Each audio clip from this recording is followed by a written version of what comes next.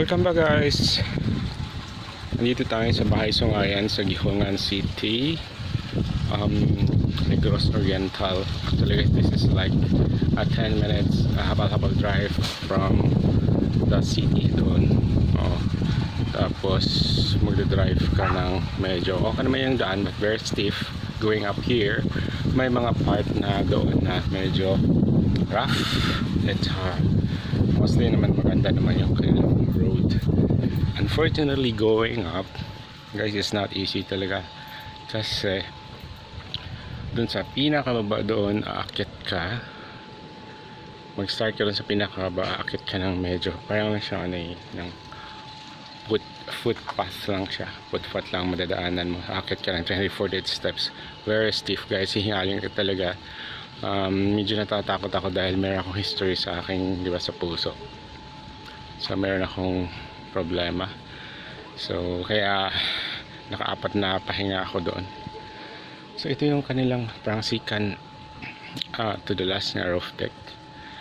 Ngayon guys, tutungo tayo sa pinakataas nilang deck. Inaakyat ka. Actually this is metal frame lang guys, no? Ito parang ganda, metal lang talaga siya. Ayun, may ginagawa pa sila another roof deck doon. Ayan pa. So ito yung view sa taas, kung makakita mo guys. So that's 360. Ito guys, ito yung ito yung syudad, doon ako nanggagaling guys. So doon ako, ito yung Gihungan City. Yung sa tapat guys, yun itong island doon, yun ang Cebu Island yan guys. Yan, ito yung pinaka view dito sa pinaka roof deck. Yun o guys, foggy ngayon kasi medyo makulimlim ang panahon. But alas 8 na ng maga, tingnan mo, sobrang lamig dito, sobrang lamig. Yung makikita mo kasi nagpa-fog, hindi na yata nila yan sa kanilang signals. Yun ang dahil love month na ngayon guys. So parang pila na 2 weeks away from now, yun ang magsing hero. Ayan, kailangan yun, naghihintay sa'yo guys, papulin nyo yan. Yun may mga kasintahan dyan, pwede na ka umakyat dito sa Bahay Sungayan dito sa Gihungan City.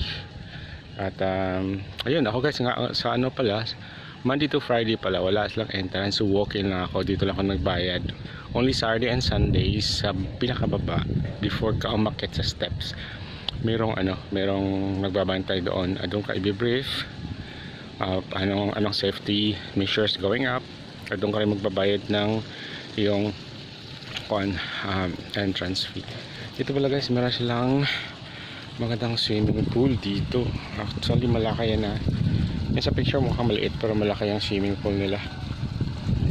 Yan. Tapos may mga maliit na bahay kubo din doon. Ang ganda nga dito guys, ang ganda. So sa Saturday and Sunday may entrance sa baba, so yun lang naman ang entrance, so yun.